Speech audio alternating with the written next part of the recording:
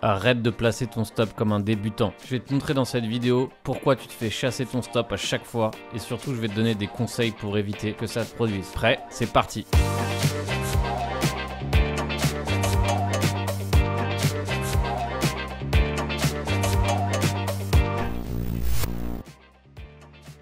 Bonjour à tous l'équipe, bienvenue sur la chaîne Captain Trading. Aujourd'hui on va voir un tuto ultra important. Pourquoi? Parce qu'on va parler des stop loss, on va parler des stop hunt, on va essayer d'expliquer pourquoi très souvent on va dire on se fait chasser son stop et comment éviter cela. Donc on va faire cette vidéo en plusieurs parties. On va d'abord expliquer quelques notions de liquidité essentielles. Ensuite on passera aux stratégies des market makers justement pour faire en sorte que ça se produise et donc pour faire en sorte que on tombe dans le piège à chaque fois. Et derrière je te donnerai quelques astuces pour éviter de te faire stopper bêtement et surtout si tu as raison. Pour ceux qui ne me connaissent pas, c'est Captain Trading, donc du coup ça fait plus de 3 ans que j'enseigne au sein d'un Discord privé des élèves, donc je les coach continuellement. Les succès que j'ai pu avoir, c'est d'arriver 80e sur le leaderboard de Bybit. J'ai été premier sur le leaderboard de DYDX et maintenant je me mets pleinement au trading de futur et au marché traditionnel. Comme je t'ai dit, on commence la vidéo en 3 points. On va d'abord parler des poches de liquidité et pourquoi finalement très souvent le retail ou le retail, enfin nous-mêmes parce qu'on est aussi, moi aussi je suis un retail, on met très souvent notre stop loss dans une poche de liquidité. Donc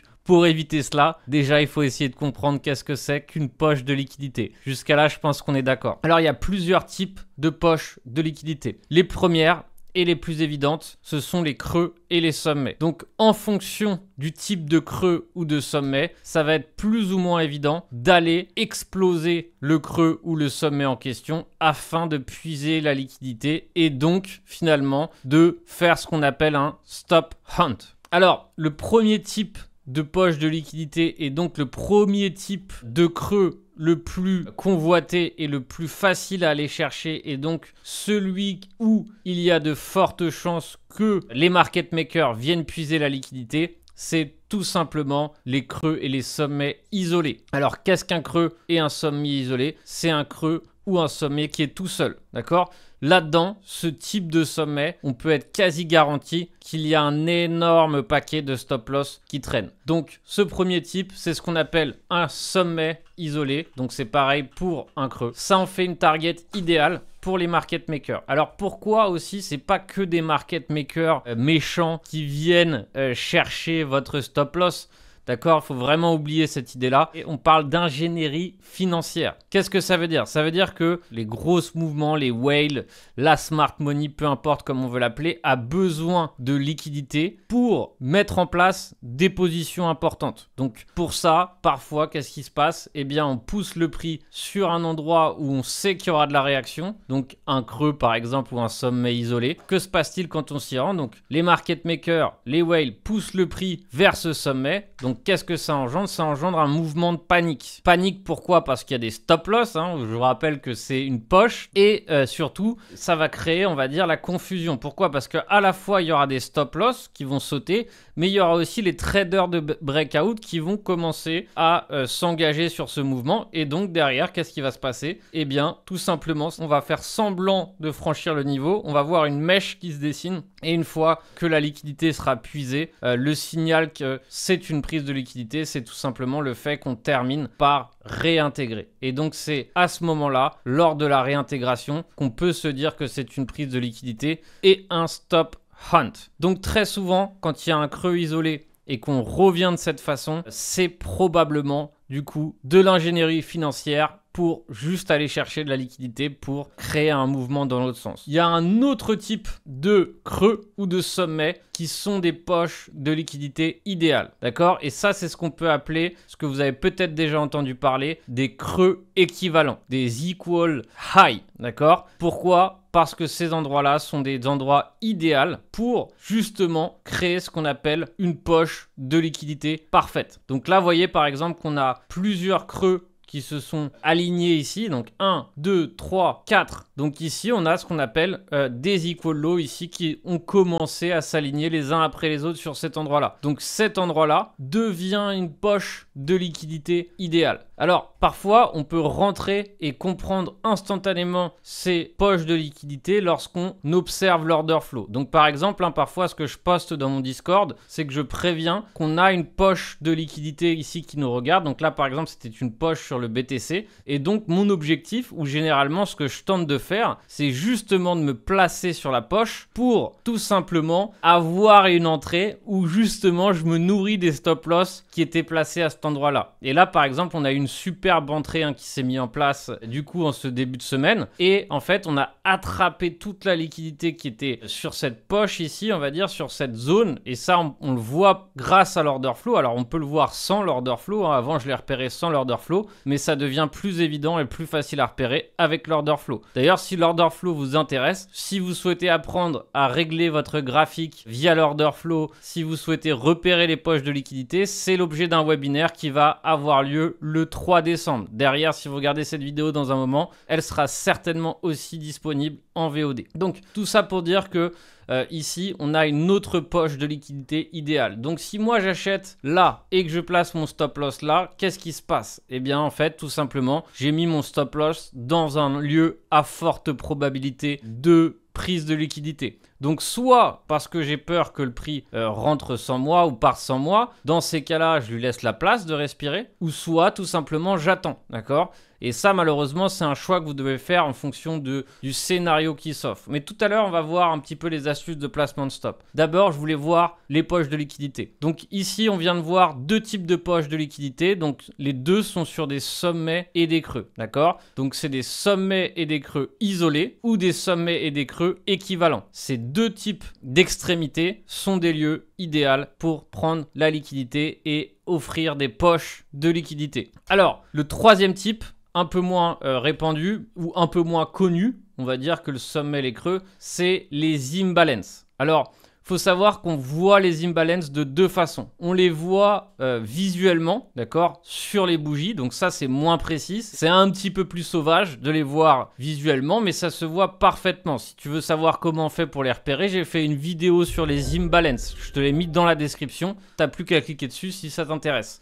Mais derrière ici, qu'est-ce qui se passe? Quand on voit une bougie seule, sans retour en arrière, donc comme ça peut être le cas ici, vous voyez, elle est toute seule la bougie, il n'y a pas de mèche ici qui vient la combler, eh bien on a ce qu'on appelle un imbalance. D'accord? Donc c'est un imbalance. Pourquoi? Parce que on voit que le prix qui était passé d'une jambe équilibrée, on va dire, avec des mouvements répétitifs, ici on voit que d'un coup il y a une bougie impulsive et le prix décolle par la suite. Donc c'est ce qu'on appelle un imbalance. Pourquoi? Parce que vous voyez qu'elle revient, voilà, on n'a pas de retour sur cette bougie. Donc qu'est-ce qui se passe sur ce type de bougie? Eh bien ça veut dire que finalement il y a de fortes probas que le prix ici vienne combler toute cette liquidité qui réside ici. Donc il faut savoir que derrière cette poche de liquidité ou cette imbalance est parfaitement aussi visible sur l'order flow. C'est-à-dire que je suis allé vérifier pour voir si derrière cette bougie du coup agressive ici où on voit qu'on n'a pas de retour en arrière était aussi visible sur l'order flow.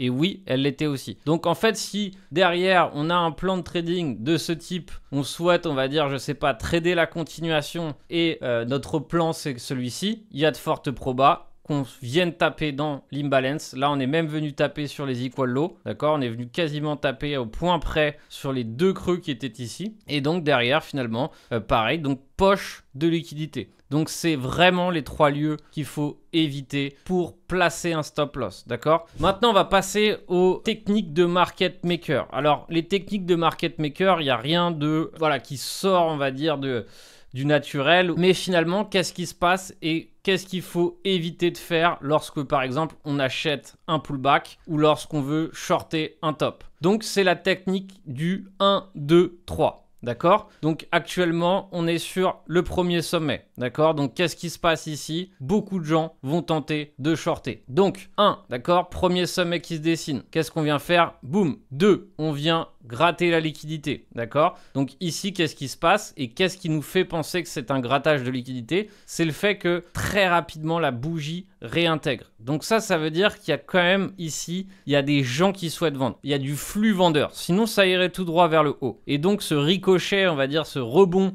instantané, prouve que finalement, en fait, l'idée short n'était pas si mauvaise. Mais qu'est-ce qui se passe ici? Celui qui était short là, d'accord? Il a pris son stop loss, donc il a certainement abandonné. Celui qui est short ici, qu'est-ce qui va se passer? Eh bien, il va placer son stop loss juste au-dessus. Et qu'est-ce qui a de fortes chances de se passer? Eh bien, c'est que derrière, qu'est-ce qu'on vient de faire? Qu'on vienne gratter toute la liquidité qui résidait du coup là-dessus. Et maintenant, on a 3 points. 1, 2, 3. Et qu'est-ce qui se passe? Celui qui était short ici, il a lâché l'affaire. Celui qui était short ici, il a lâché l'affaire. Et que va-t-il se passer? C'est que finalement, à la troisième, le marché va commencer à corriger. Et donc l'erreur qui est très fréquemment faite, c'est que soit on y va trop tôt, et donc dans ces cas-là on abandonne, on s'est fait stopper, on réessaye une deuxième fois, et du coup la deuxième on abandonne, et finalement la troisième, que se passe-t-il? C'est la bonne, et on n'est plus là, d'accord? Donc ça c'est assez fréquent. Et si ça vous arrive fréquemment, et il y a une seule façon de le savoir, c'est d'avoir un journal de trading cohérent, où vous suivez vos trades, vous regardez ce que vous faites, etc. etc. Il n'y a que ça qui vous permettra derrière de savoir si oui ou non ce que vous faites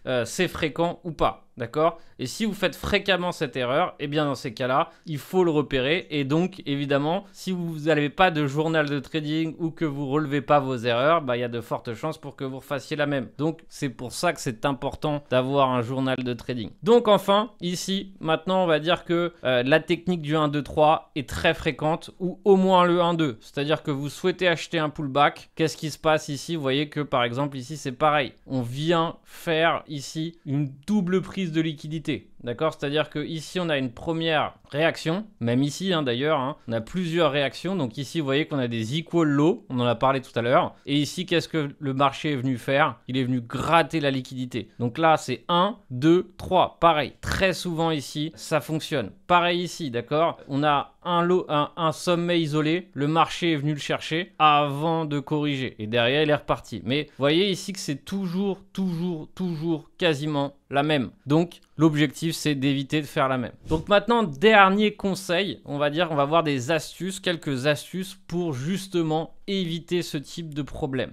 Alors il n'y a pas de perfection. D'accord, il y a zéro perfection absolue. Il y aura des risques d'erreur. Il y aura des moments où on a raison et on se fait stopper. Il y aura d'autres moments où on avait complètement tort. Donc, de toute façon, c'était normal de se faire stopper. Donc, évidemment, l'objectif, c'est de différencier ces moments. Mais on va dire qu'une technique qui est plutôt pas mal, déjà, c'est de savoir si on a eu 1, 2, 3. Déjà, si on a 1, 2, 3, on peut être un petit peu plus tenté de mettre un stop loss serré, d'accord? Si au moins il y a eu une double prise de liquidité, d'accord? Au moins 2 fois. Pourquoi? Parce que s'il n'y a pas de prise de liquidité, ni même une seule, eh bien, il y a de fortes chances qu'il y en ait une. Donc, si on tente un rebond, donc dans un marché ultra haussier, ultra agressif, il y aura du coup ce phénomène où on aura une petite touche et on repart direct, d'accord? Mais dans la majorité du temps, le marché ne fait pas ça, d'accord? Il va d'abord faire une petite touche, rebondir, faire une deuxième touche. Meilleur des cas, ça repart tout de suite. Le cas le plus fréquent, c'est qu'on fasse une troisième touche et qu'on reparte. Donc ça, si on n'est pas prêt, ou si derrière on a acheté trop tôt, eh bien on va se retrouver à avoir une idée de trading qui était bonne, qui va du coup malheureusement échouer. Donc mes astuces, donc comme je vous ai dit, comptez le nombre de prises de liquidité avant que vous ayez été stoppé, d'accord? Autre astuce, donc ça c'est une astuce un petit peu plus technique mais qui fonctionne relativement bien, c'est par exemple mesurer le dernier mouvement où vous souhaitez vous placer. Donc par exemple ici, admettons que je sois rentré short. Qu'est-ce que je vais faire? Ici, ce que je vais faire, c'est tout simplement je prends ce mouvement, donc le dernier mouvement avant la chute, et je vais le mesurer. Donc vous voyez qu'ici, le double de ce mouvement haussier nous ramène vers les 19, 12. Donc ce que je peux faire, c'est par exemple ici, mesurer la moitié et mettre un stop loss vers la moitié du mouvement haussier. Donc ça me laisse de la place. Je pourrais être encore plus précis et encore plus agressif en choisissant le quart. D'accord? Mais si on souhaite avoir de la place pour respirer, on va dire que cette méthode d'espacer de la moitié est plutôt cohérente. D'accord? Donc ici, on mettrait notre stop loss à la moitié environ ici pour prendre ce trade. D'accord? Et là, on a plus de place. Et là, on n'est pas forcément collé au sommet qui est ici. Et donc, on s'enlève quelques petites chances de se faire stopper alors que notre idée était bonne. D'accord? Autre astuce, un petit peu plus facile, moins discrétionnaire révolutionnaire que celle que je viens de donner. Alors pour moi, celle-ci c'est la meilleure, d'accord? Mais je vous donne une alternative, hein, pour ceux qui souhaitent des alternatives. C'est de se rendre dans les indicateurs techniques, dans les bandes de Bollinger, d'accord? Donc ça c'est un indicateur classique, hein, très utilisé dans l'analyse technique. Et c'est par exemple de mesurer l'écart des bandes, d'accord? Donc si on mesure l'écart des bandes au moment où on place son trade, eh bien par exemple on peut la répercuter ici sur, voilà, sur le graphique. Donc encore une fois, par exemple là où j'ai placé le trade, sachant que je voulais être short ici, les bandes étaient un petit peu plus resserrées, donc du coup ça m'aurait donné à peu près ici, d'accord? Donc il n'y a rien de parfait, mais ça présente, on va dire, une technique aussi qui a du sens, ou en tout cas qui peut le faire. Pourquoi? Parce que ici c'est un écart type. Donc si on a un écart type, on peut répercuter cet écart type et derrière s'en aider pour notre stop loss. D'accord? Il faut savoir que sur les marchés traditionnels, j'ai une autre technique de stop loss, mais l'avantage c'est que lorsqu'on trade en TradeFi, on peut avoir des stop loss bien plus serrés et c'est ce qui rend, on va dire, le marché traditionnel bien plus sexy à trader. Pourquoi? Parce qu'on a des risques to reward beaucoup plus asymétriques et en tout cas, bah, ça c'est une énorme différence, hein, et ça change tout. Voilà pour ce tuto. Si tu veux voir du live trading, des stratégies de trading en live, je t'ai mis la playlist qui s'affiche tout de suite à l'écran sur mes setups de trading, mes journées de trading type, combien je peux gagner, combien je peux perdre en une journée. Si ça t'intéresse, évidemment, reste connecté. Et en attendant, on se retrouve pour une prochaine vidéo. Ciao, ciao l'équipe, à bientôt.